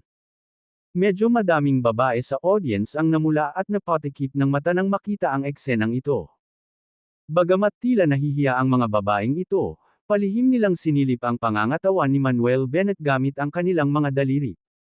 Walang duda, si Manuel Bennett ang tipong payat sa pananamit pero maskulado ang katawan sa ilalim. Bukod dito, ang kanyang mga linya ng kalamnan ay pantay at hindi pinalaki, na gumagawa para sa isang napakakasiya siyang tanawin. Sobrang yabang. Napawi ang ngiti ni Shean Dallas, bata, dahil gusto mong mamatay, papasayahin kita. Kabanata 146, Kabanata 146, Unang Tagumpay. Sa sandaling nahulog ang kanyang mga salita. Si Shean Dallas ay diretsyong naglakad, ang kanang kamay ay umaabot mula sa kanyang manggas, at ang kanyang hintuturo at hinlalaki ay naging itim na itim, tila natatakpan ng matinding lason. Pagkatapos, ang kanang hintuturo at hinlalaki ni Shean Dallas ay nagtagpo, na nagpapakita ng kanyang natatanging kakayahan, ang Seven Extremity Devouring Heart Hand, na hiwalay na hinawakan ang 7 pangunahing acupoint sa dibdib ni Manuel Bennett. Matapos mahawakan ni Shean Dallas ang lahat ng 7 puntos, ang 7 pangunahing acupoint sa dibdib ni Manuel Bennett ay biglang naging itim, at ang matinding lason ay tumagos sa 7 acupoints at pumasok sa katawan ni Manuel Bennett. Natapos ko na ang pagbibigay ng lason. Walang pakialam na sinabi ni Shean Dallas, pagkatapos ay umatras ng ilang hakbang, tumingin kay Manuel Bennett, at nagpatuloy, ang matinding lason na aking nilikha, kasama ng aking kakaibang acupoint techniques, ay nagturok ng lason sa iyong katawan. Kung hindi ka makapag-detoxify sa loob ng kalahating oras, ang iyong mga buto ay mabubulok at matutunaw. Nang marinig ang mga salita ni Shean Dallas, lahat ng naruroon ay hindi napigil ang mapabuntong hininga. Kung ang lason na ito ay napakalakas, hindi ba't ang binatang ito ay gagawin para sa dahil ang binatang ito ay maaaring maging master para sa 4 na dakilang divine doctors, dapat ay ma-detoxify niya ito, tama ba? Hindi ito tiyak, pagkatapos ng lahat, ang matandang ito ay ang Poison Dr. King, na dalubhasa sa nakakalason na gamot. Ang mga taong naruroon ay nagsimulang tahimik na nag-uusap, gustong makita kung paano magde-detox si Manuel Bennett. Gayunpaman, sa sorpresa ng lahat, si Manuel Bennett ay nakatayo lamang doon ng tahimik, hindi man lang nagtangkang mag-detoxify, na parang naghihintay na mamatay. Master, ano ginagawa mo nakatayo dyan, bilisan mo mag-detox ka? Hindi napigilan ni Cyril Clancy na paalalahanan siya. Sinabi ni Joseph Hans na may gulat na mukha, tapos na, hindi kaya ma-detoxize ni Master ang lason na ito. Sinaway ni Joanne Holman, tumigil ka na sa pagsasalita ng walang kaparirikan, malamang na nagpaplano si Master na mag-detoxify. Ngumiti si Shean Dallas at sinabing, anak, kung hindi mo ma-detox ang lason na ito, sabihin mo lang, may iligtas kita. Siyempre, sa kondisyon na dapat mo akong sambahin bilang iyong guro. Kaya naman, hinahangaan pa rin niya si Manuel Bennett. Isa pa, wala pa rin siyang isang alagad, kaya gusto niyang tumanggap ng isang alagad at ipasa ang kanyang mga kakayahan sa kanyang alagad. Ano ang iyong binibilang, nang ahas na hilingin sa aking Panginoon na sambahin ka? Biglang nadismaya si Cyril Clancy. Kung sasambahin ni Manuel Bennett si Shean Dallas bilang guro, hindi ba lahat sila ay magiging grand disciples ni Shean Dallas? Galit din na sinabi ni Joseph Hans, tumahimik ka, siguradong mid-detoxify ng master ko ang lason mo. Gayunpaman, ang mga salita ni Joseph Hans ay nahulog lamang. Isang buntong hininga ang lumabas sa bibig ni Manuel Bennett. Nang marinig ang buntong hininga na ito, hindi napigilan ni Joanne Holman at ng iba pa ang pagtagilid. Hindi kaya talaga ma-detoxify ni Master ang lason na ito. Gayunpaman, kaagad pagkatapos, sinabi ni Manuel Bennett, Mr. Donovan, ang iyong lason ay maaaring samobra, ngunit para sa akin, maaari lamang itong ituring na karaniwan. Talaga. Puno ng panunuya ang mukha ni Shean Dallas, that sounds so good. If you have the ability, then detoxify it. Sige, ay detoxify ko na. Tumango si Manuel Bennett, pagkatapos ay nagsama-sama ang kanyang kanang hintuturo at gitnang mga daliri, pinakilos ang tunay na chi sa kanyang katawan, ipinapakita ang Heaven and Earth Acupoint Hand, at hinawakan ang 7 pangunahing acupoint sa kanyang sariling dibdib. Wala pang 3 minuto. Sa sandaling iyon, ang 7 itim na acupoint sa dibdib ni Manuel Bennett ay agad na bumalik sa normal, at ang lason ay nawala sa mga tipak ng itim na usok. 8 minuto ang kinuha. Sa sandaling ito, malakas na sinabi ni Vernon Steele, na nagtitiming. Paano? Paano ito posible? Tumingin si Shean Dallas kay Manuel Bennett na may hindi makapaniwalang mukha.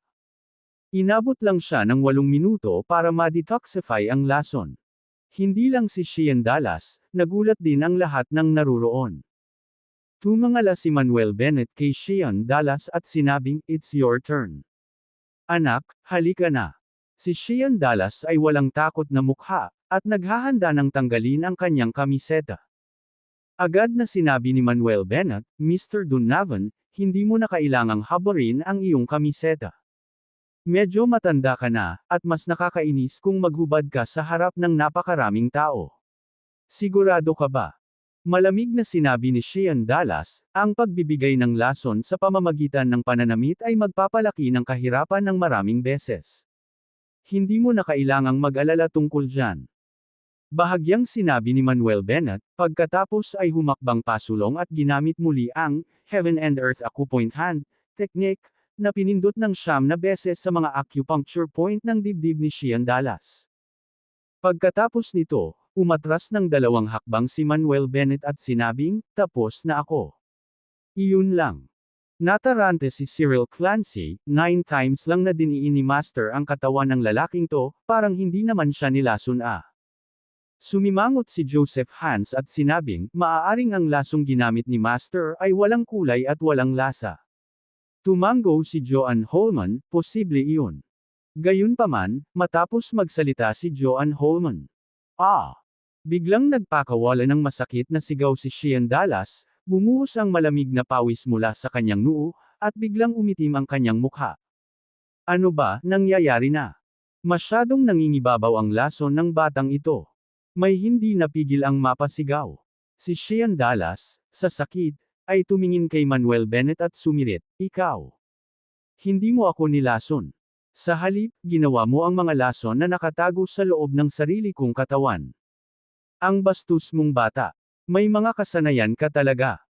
Sa makatuwid, si Shean Dallas ay gumugol ng maraming taon sa pagsasaliksik ng pagkalason at mga antidote, at ang kanyang katawan ay matagal nang nagtatago ng maraming lason.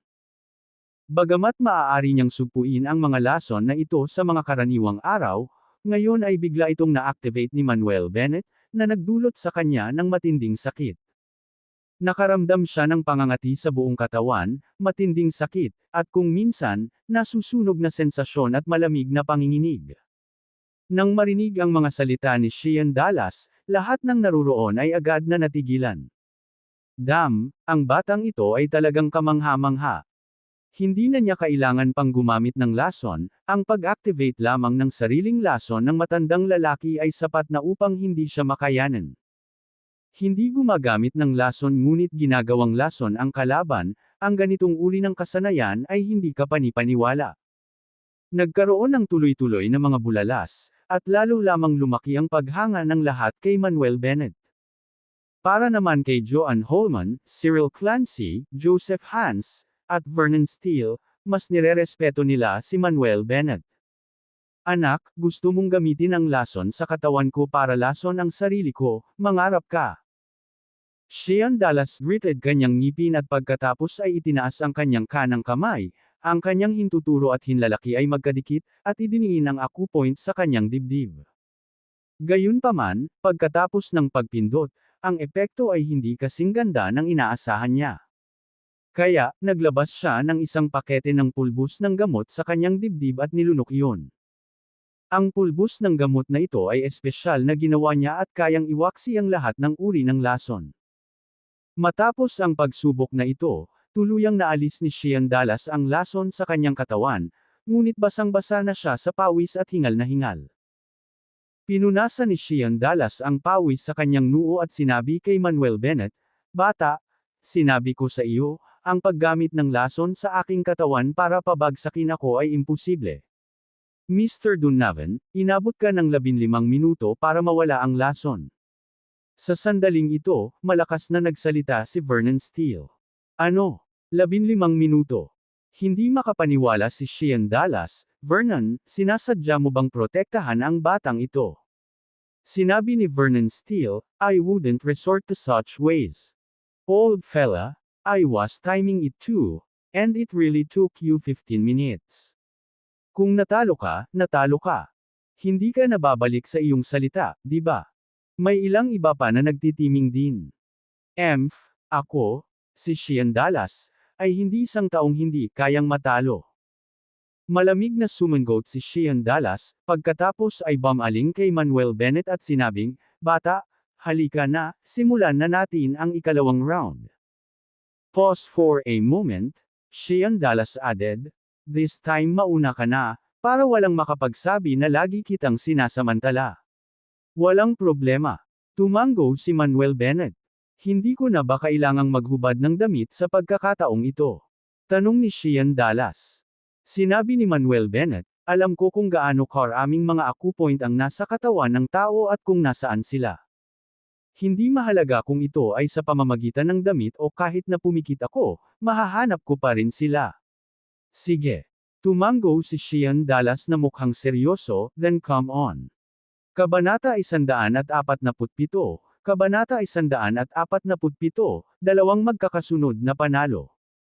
Hindi na nagdalawang isip pa si Manuel Bennett at iwinagayway ang kanang kamay. Whoosh, whoosh, whoosh. Ang lahat ay nakakita ng siyam na pilak na karayom na lumipad mula sa isang pilak na karayom na kahon ng manggagamot at direktang bumaril patungo sa Shean Dallas. Ang susunod na segundo, ang siyam na pilak na karayom ay tumusok sa damit at sa siyam na acupuncture point sa dibdib ni Shean Dallas. Hum, hum, hum. Sa pagpasok ng siyam na pilak na karayom sa acupoints, bigla silang nagsimulang mag-vibrate at naglalabas ng nakakasilaw na gintong liwanag.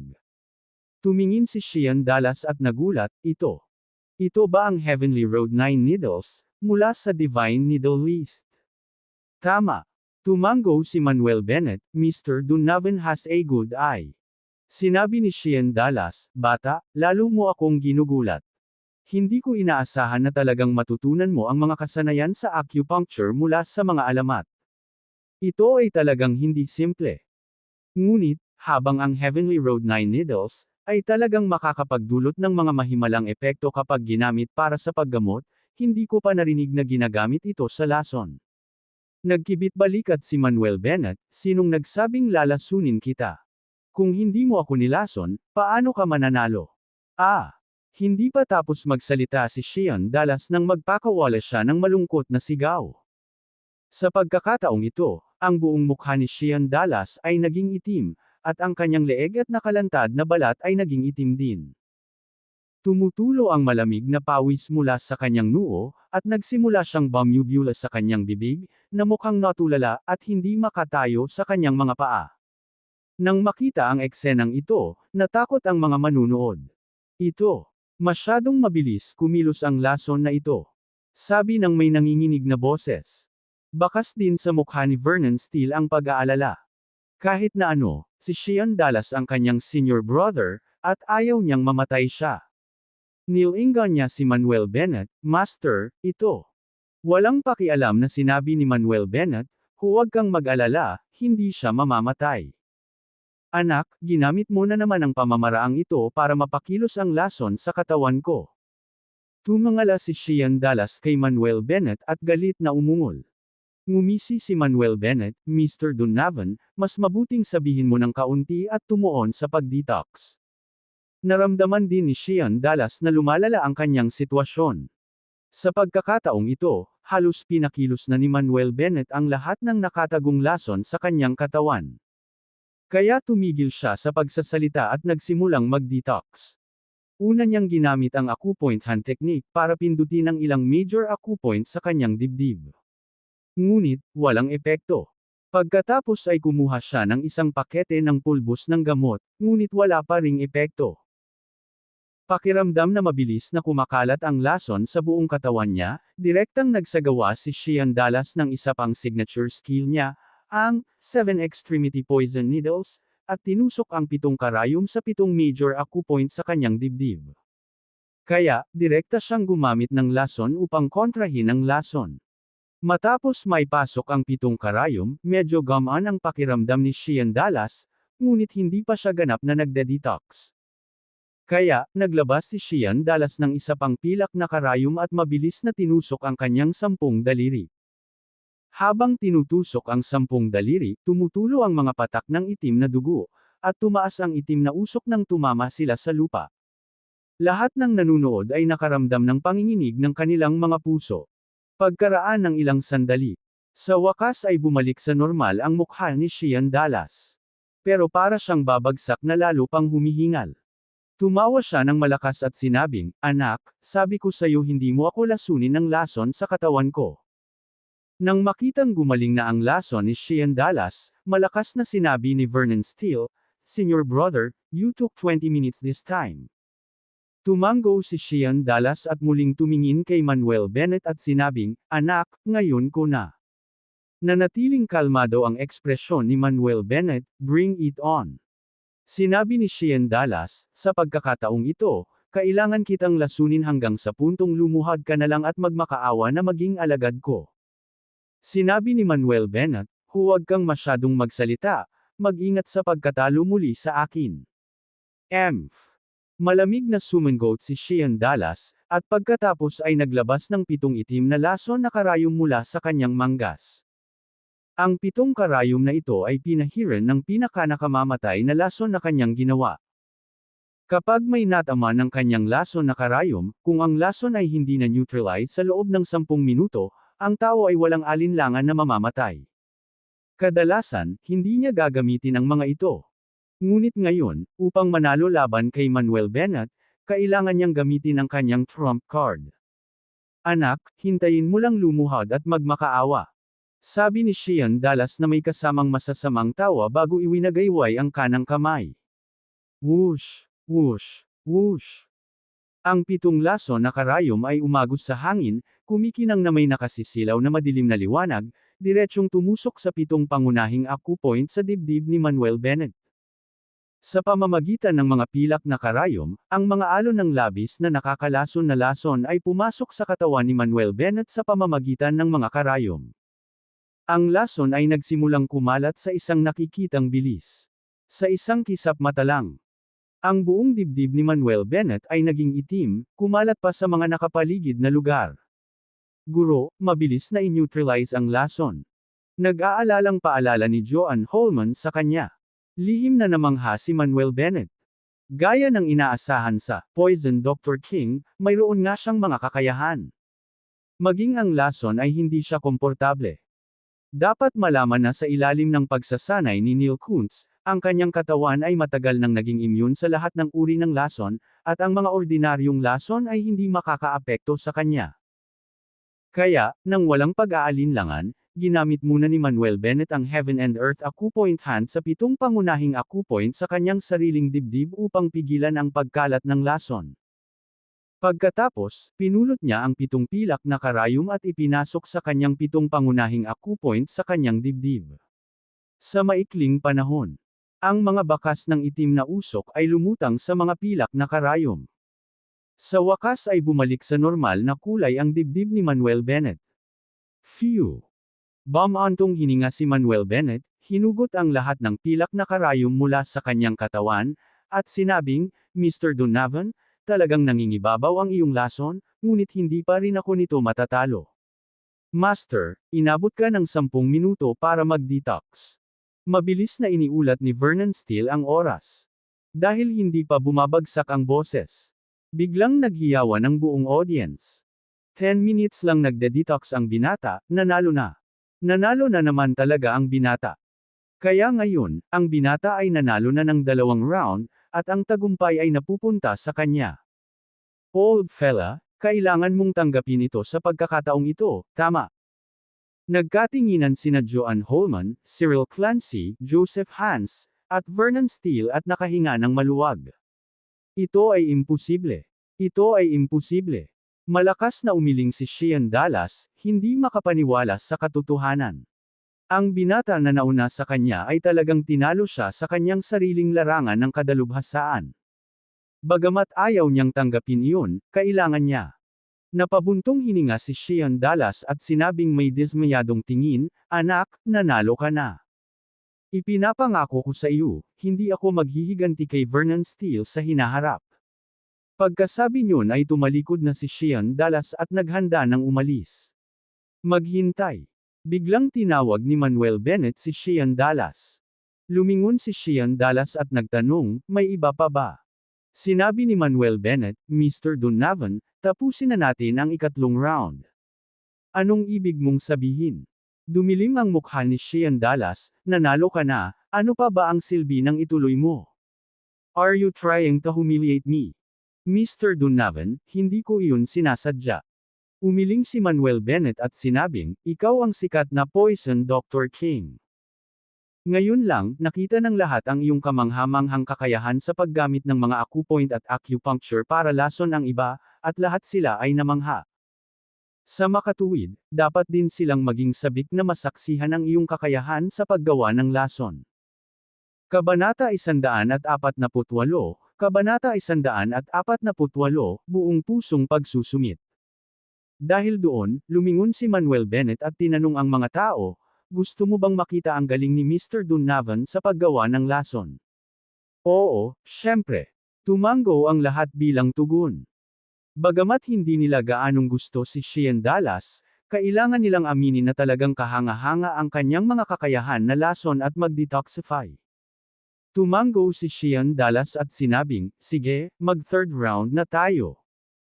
Pagkatapos, naglakad si Shane Dallas patungo sa kabinet ng gamot, nagsimulang pumili at kumuha ng mga halamang gamot, at inilagay ang mga ito sa medicine wrapping paper. Samantala, si Manuel Bennett, na nagbihis, ay pinanood si Shane Dallas na kumukuha ng mga gamot ng may interes. Nagsimula na ring tangkilikin ng mga manunood ang palabas. Maya-maya, si Shane Dallas ay nakakuha ng 10 uri ng mga panggamot na materyales at sinabing, inihanda ko na ang akin, anak, ikaw na. Tulad ng sinasabi, ang mga karaniwang tao ay nanunood ng saya, habang ang mga eksperto ay nanunood ng paraan. Sina Joan Holman, Cyril Clancy, Joseph Hans, at Vernon Steele, pati na rin ang mga manggagamot na naroroon, lahat ay nagmamasid. Pinili talaga ni Sheehan Dallas ang 10 pinaka-nakakalason na halamang gamot mula sa kanilang medical hall. Alam ng Vernon Steele na ang kanilang medical hall ay mayroong higit sa 1,000 iba't ibang mga halamang gamot. Nakapagtataka na mapipili ni Sheehan Dallas ang 10 pinaka-nakakalason na halamang gamot mula sa libong halamang ito sa loob ng wala pang 10 minuto. Ang susi ay ang 10 halamang ito ay hindi tumutugon sa isa't isa ngunit sa halip ay pinupunan at pinahusay ang kanilang pangkalahatang toxicity ng maraming beses. Natural na napansin din ito ni Manuel Bennett kaya medyo tumaas ang respeto niya kay Sheehan Dallas. Mabilis na paalala ni Joan Holman, "Guro, dapat kang magmadali upang pumili at kunin ang iyong mga halamang gamot." Sige. Tumango si Manuel Bennett, pagkatapos ay naglakad patungo sa kabinet ng gamot at nagsimulang pumili ng kanyang mga halamang gamot. Wala pang 5 minuto. Si Manuel Bennett ay pumili ng 3 halamang gamot at pagkatapos ay itinapon ito sa papel na pambalot ng gamot, "Napili ko na ang akin." Napatingin si Jacob Conroy at ang iba pa sa 3 halamang pinili ni Manuel Bennett at natulala. "Guro, sigurado ka bang hindi mo basta-basta pinili ang 3 halamang ito?" "Oo, guro, ang 3 halamang ito ay walang anumang toxicity." Sina Joan Holman at Cyril Clancy ay parehong nagpahayag ng kanilang mga alalahanin. Nagkaroon din ng kakaibang ekspresyon sa mukha sina Vernon Steele at Joseph Hans, iniisip na baka sumuko na si Manuel Bennett sa kompetisyon. Maging ang ibang mga manggagamot na naruroon ay nag-isip. Nagdilim ang mukha ni Sheehan Dallas, at galit niyang sinabi, "Anak, kung ayaw mong makipagkompetensya, kalimutan mo na lang." Ngunit bakit mo tinatrato ang 3 round na ito ng perfunctorily? Masama ba ang tingin mo sa akin?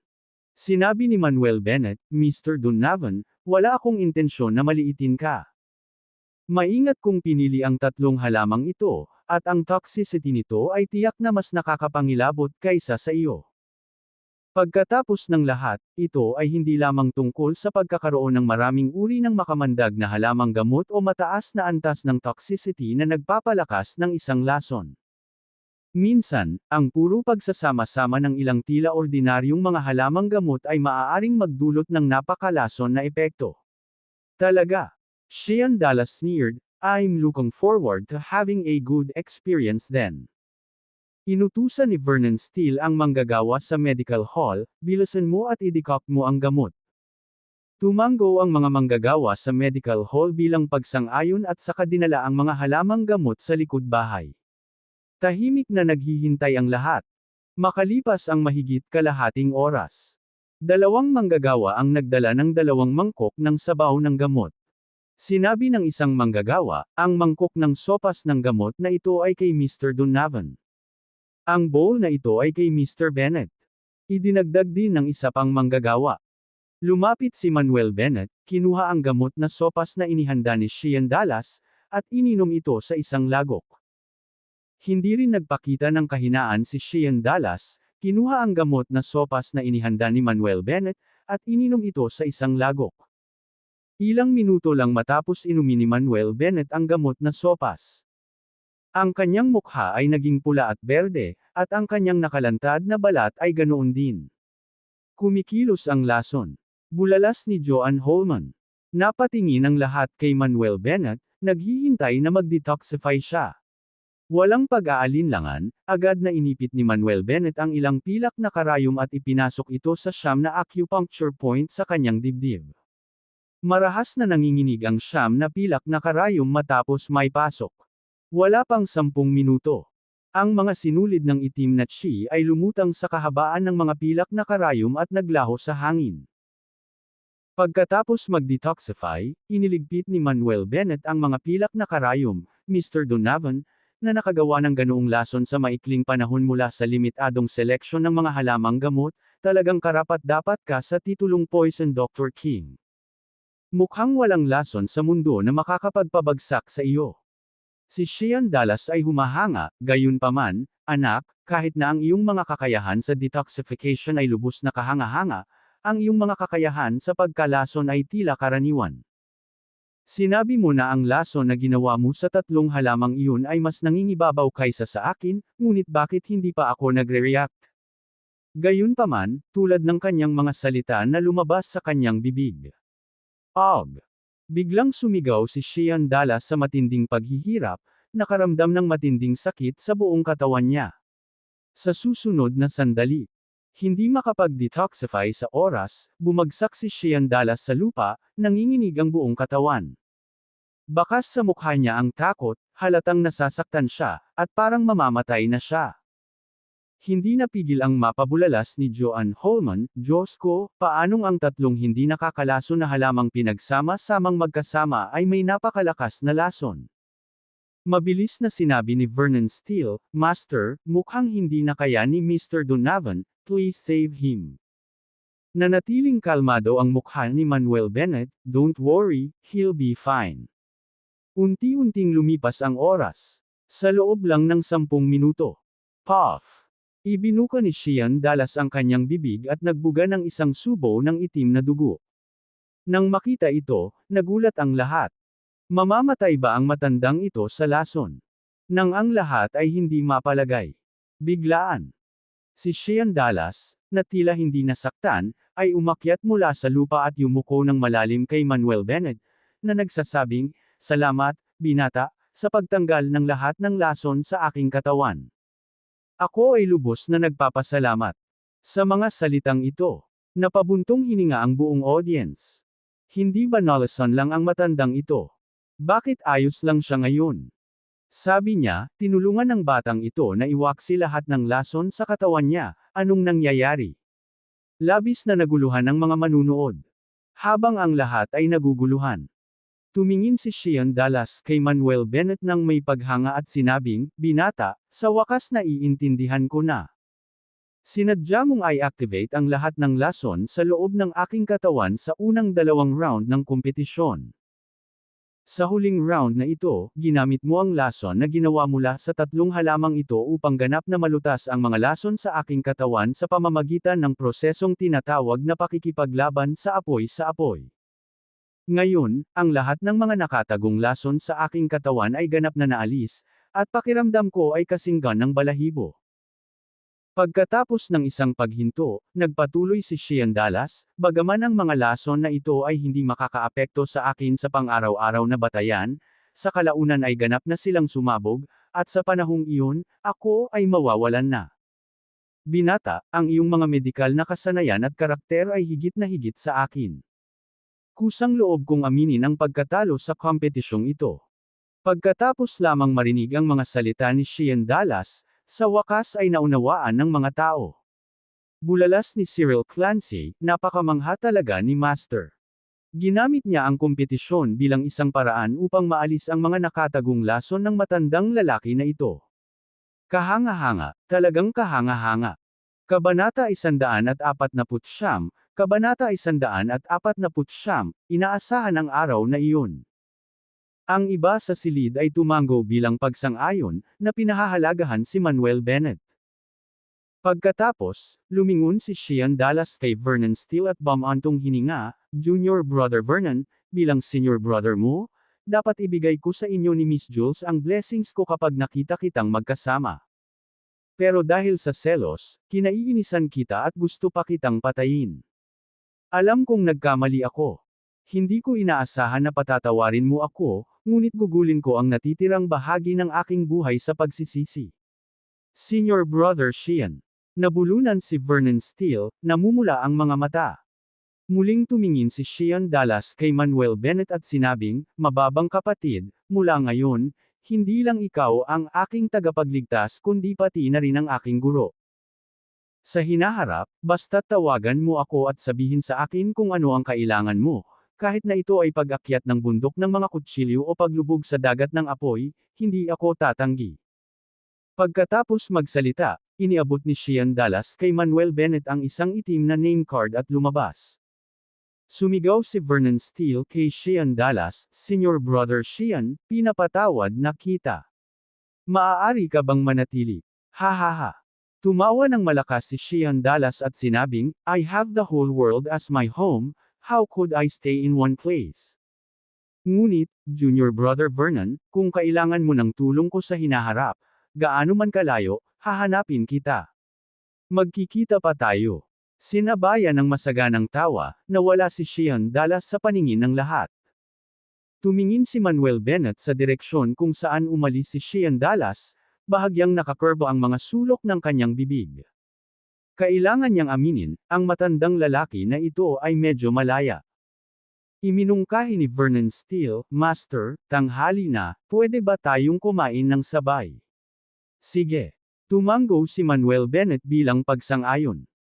Pagkatapos noon, nakakita sina Manuel Bennett, Vernon Steele, Joan Holman, Cyril Clancy, at Joseph Hans ng malapit na restaurant at nag-book ng pribadong kwarto para sa tanghalian. Habang kumakain, biglang may naisip si Joan Holman at sinabing, Guro, sa loob ng 3 buwan, gaganapin ang 9th medical competition ng ating East Nation Medicine Association. Bilang karagdagan sa pakikilahok ng mga pangunahing sektang medikal sa East Nation, lalahok din ang ilang sikat na sekta medikal sa ibang bansa. Sa oras na iyon, ang mga pangunahing medikal na sekta mula sa buong mundo ay magpapalitan at matuto mula sa bawat isa sa mga medikal na kasanayan, at pagbutihin ng sama-sama. Ito ay tiyak na magiging isang engranding medikal na kaganapan at magiging napakasigla. Master, paano kung samahan mo kami sa event?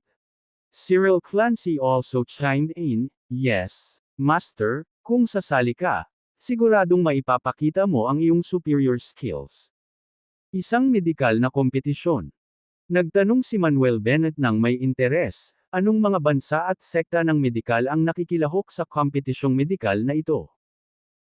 Sumagot si Joseph Hans, nariyan ang Sacred Medicine Gate mula sa Socorro Country, Hans Medical Gate mula sa Kimchi Country, Witch Doctor Gate mula sa Elephant Country, Buddha Medicine Gate mula sa Third Nation, Spirit Medicine Gate mula sa Golden Tower Nation, at ang Western Medicine Association mula sa Auto.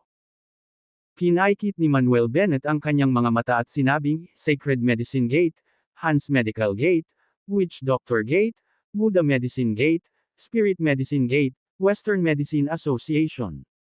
Interesting. Hindi niya akalain na napakaraming medical sects sa ibang bansa.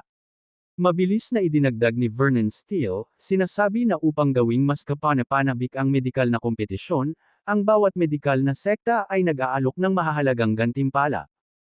Halimbawa, ang Sacred Medicine Gate at Hans Medical Gate ay nag-aalok ng 2 acupuncture bronzemen bilang mga gantimpala. Ang sinumang manalo sa huli ay tatanggap ng lahat ng mga gantimpala na inaalok ng mga sektang medikal. Si Manuel Bennett sa una ay medyo interesado lang. Ngunit pagkatapos marinig ang mga salita ni Vernon Steele, lalo siyang naging interesado. Matagal na niyang iniisip ang tungkol sa pagkuha ng mahalagang acupuncture bronzemen of East Nation mula sa Kimchi Country at Socorro Country. Ngayong dumating na ang pagkakataon, hindi niya ito palalampasan. Bukod dito, nais din niyang makilala ang mga sektang medikal mula sa East Nation at iba pang mga bansa. Sa pag-iisip na iyon, tumango si Manuel Bennett at nagsabi, Sige, ipaalam mo lang sa akin kapag ginanap ang medikal na kompetisyon, at sasama ako sa iyo. Talaga? Ang galing! Haha, sa pagsali ni Master, siguradong magiging exciting itong medical competition. Hindi na ako makapaghintay para sa medical competition, na gaganapin tuwing 5 taon, na malapit nang dumating. Sa oras na iyon, ang pangalan ni Master ay tiyak na tatatak sa buong mundo. Si Joan Holman at ang iba ay napuno ng pagtataka at ang pag-asa sa kanilang mga mata ay halata. Pagkatapos ng tanghalian, nagpaalam si Manuel Bennett kay Joan Holman at sa iba pa, at pagkatapos ay bumalik sa kumpanya. Hanggang 6:00 lang ng hapon. Umalis si Manuel Bennett sa opisina ng assistant at pumunta sa President's office para hintayin si Julia Stewart na matapos ang trabaho. Sinusuri ni Julia Stewart ang mga dokumento. Biglang may tumawag sa cellphone niya. Kinuha ni Julia Stewart ang telepono, sinulyapan ang caller ID, nag-alinlangan sandali, ngunit sinagot pa rin ang tawag. Pagkatapos ng tawag, nagsimulang mag-impake si Julia Stewart ng kanyang mga gamit.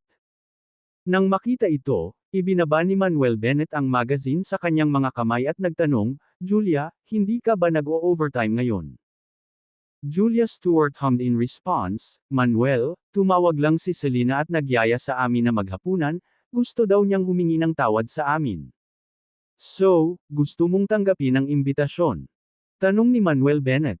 Tumango si Julia Stewart at sinabing, "Kaklase ko kasi si Selena, at naging mabuting kaibigan ko siya dati.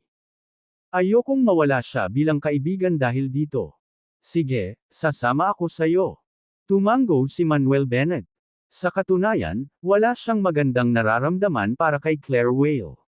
Ang babaeng iyon ay makasarili, sakam sa walang kabuluhan, labis na seloso, at hindi karapat-dapat na maging kaibigan ni Julia Stewart.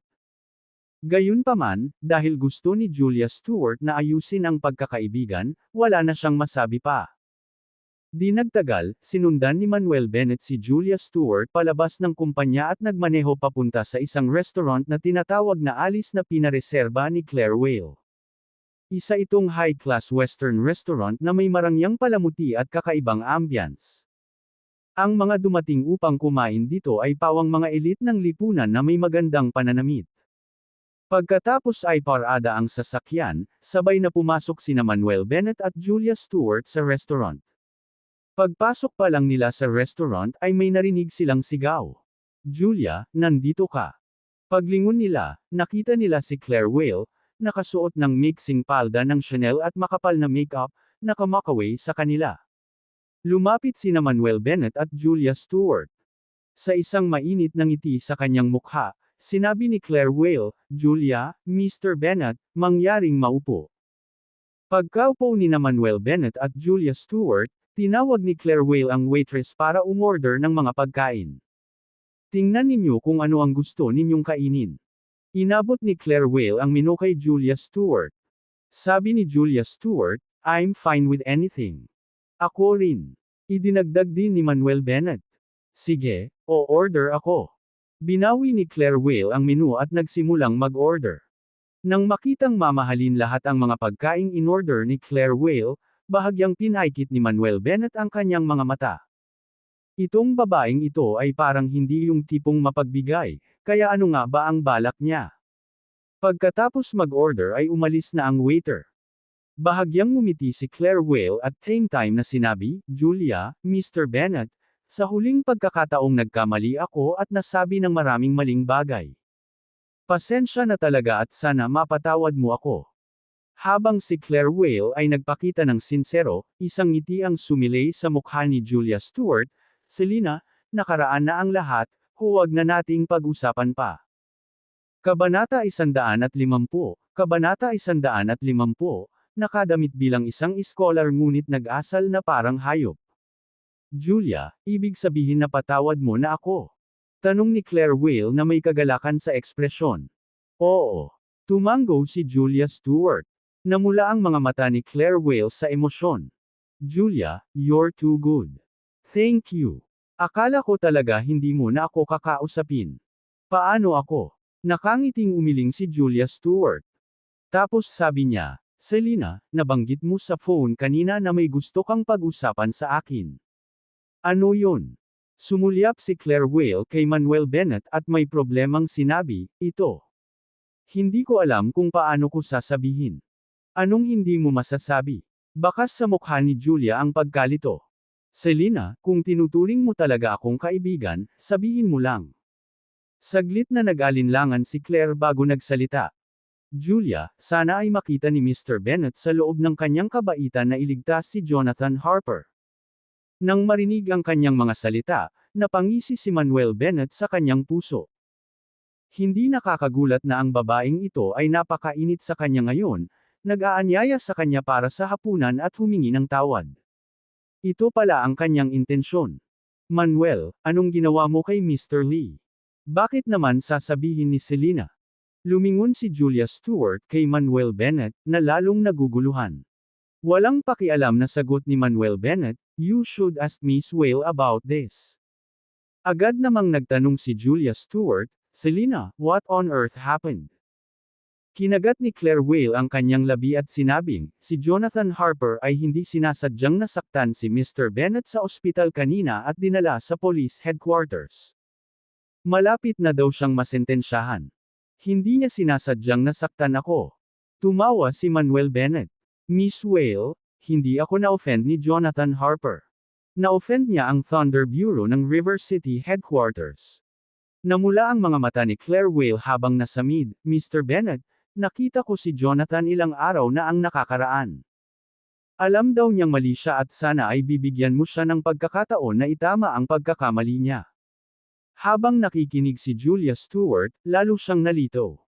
Huminga siya ng malalim at sinabing, "Manuel, ano ba talaga ang nangyari sa inyo ni Mr. Lee?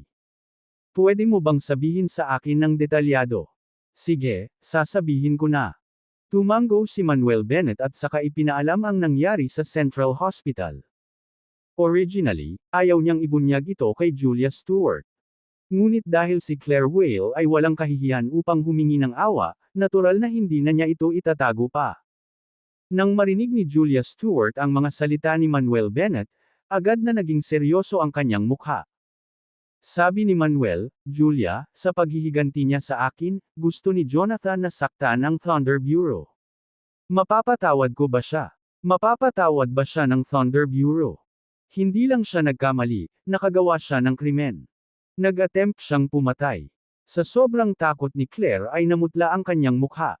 Malakas niyang ipinilig ang kanyang ulo at ipinagtanggol, hindi iyon totoo." Sinabi ni Jonathan na hindi niya iniisip ang tungkol sa pagpatay ng sinuman. Gusto ka lang niyang balikan sa maliit na paraan. Hindi niya inaasahan na magiging seryoso ang mga bagay-bagay. Habang umaagos ang mga luha sa kanyang mukha, bumulong si Claire, "Mr. Bennett, si Jonathan ay isang doktor ng medisina. Siya ay may magandang kinabukasan sa hinaharap, hindi siya maaaring makulong.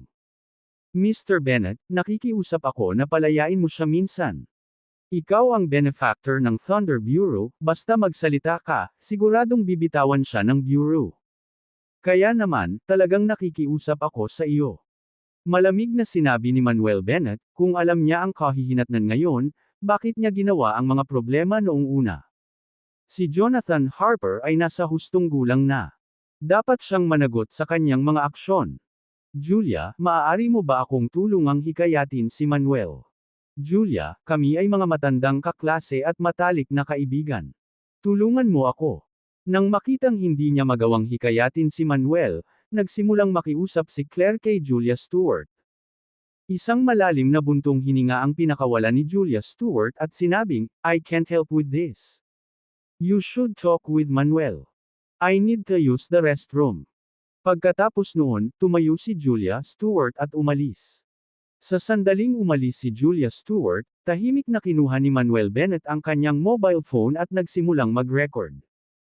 Palagi niyang nararamdaman ang babaeng ito ay hindi simple at kabilang sa kategoryang hindi susuko hanggat hindi niya nakukuha ang gusto niya.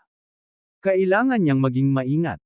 Malungkot na tumingin si Claire Whale kay Manuel Bennett at nakiusap, "Mr. Bennett, kung pakakawalan mo si Jonathan, mabibigyan kita ng pera. Maaari mong pangalanan ang iyong presyo. Kung hindi sapat, makakakuha ako ng higit pa. Hindi ako kapos sa pera." Umiling si Manuel Bennett. Kinagat ni Claire ang kanyang labi, sadyang ibinaba ang kanyang neckline, at sinabing, "Mr. Bennett, hanggat binitawan mo si Jonathan, handa akong magbayad kahit anong halaga, maging ang aking katawan." Noon lang, sinubukan ni Claire Whale na hawakan ang kamay ni Manuel. Agad na umiwas si Manuel at sumimangot, "Miss Whale, please respect yourself." Nang makitang umiiwas si Manuel sa kanya na may naiinis na tingin, si Claire ay parehong nahihiya at nagalit, parehong may hinanakit at napupuot. Huminga siya ng ilang malalim at sinabing, "Mr. Bennett, ano ang gusto mo bago mo pabayaan si Jonathan? Kahit anong sabihin mo, hindi ko bibitawan si Jonathan Harper." Malamig na sagot ni Manuel Bennett, saka idinagdag, "Miss Whale, I advise you that people like Jonathan Harper are not worth your effort. It's better to break up with him. Huwag ka nang magmakaawa sa akin at tapusin na natin ang usaping ito. Nung ano ang sinabi mo kanina, hindi ko sasabihin kay Julia. Bakit? Tumingin si Claire Whale kay Manuel Bennett na may ekspresyon ng kalungkutan at galit, bakit hindi mo pa alisan si Jonathan? Malinaw mo siyang matutulungan sa ilang salita lang, bakit hindi mo? Nanlamig din ang mukha ni Manuel Bennett, nasabi ko na noon, hindi lang nagkamali si Jonathan Harper, bagkus, nakagawa siya ng krimen. Kailangan niyang managot sa krimen na ginawa niya. Sumilay ang sama ng loob sa mga mata ni Claire Whale, at nagngangalit ang kanyang mga ngipin, pinipilit mo ako dito. Ano ang pinilit ko sa iyo? Kumunot ang noo ni Manuel Bennett, naramdaman niyang hindi makatwiran ang babaeng ito. Pinunit ni Claire Whale ang kanyang damit at tumili, tulong. Ginugulo niya ako. Sa isang iglap. Naalarma ang lahat ng kumakain sa restaurant at napalingon sa kanila. Bumangon si Claire Whale, tinakpan ang kanyang dibdib, at napaatras ng ilang hakbang sa takot, huwag mo akong hawakan, engaged ka na. Bakit mo ako guguluhin? Nakaupo lang si Manuel Bennett sa kanyang upuan, pinagmamasdan si Claire Whale na may kalmadong mukha. Nakaramdam siya ng saya at pagkasuklam sa kanyang puso. Para sa pansariling kapakanan, handang pumunta ang babaeng ito. Baliw tong lalaking to, engaged na at gumagawa pa ng moves sa ibang babae. Ang mundo ay lumalala. Kahit na ang mga immoral na tao ay kumakain sa mga high-end na restaurant. Miss, huwag kang matakot. Nandito kami para sa iyo. Hindi siya maglalakas loob na hawakan ka. Sa isang iglap, sinimulan ng mga tao sa restaurant na kondenahin si Manuel Bennett. Kahit ilang lalaki ang gumanap na bida at lumapit para protektahan si Claire Whale. Dumating ang manager ng restaurant kasama ang ilang waitress. Miss, anong nangyayari? Tanong ng manager kay Claire Whale. Sabi ni Claire Whale, fiancé siya ng kaibigan ko. Nag-chat lang kami, pero bigla na lang siyang nag-advance sa akin, gusto niya daw ako, at gusto niya akong matulog.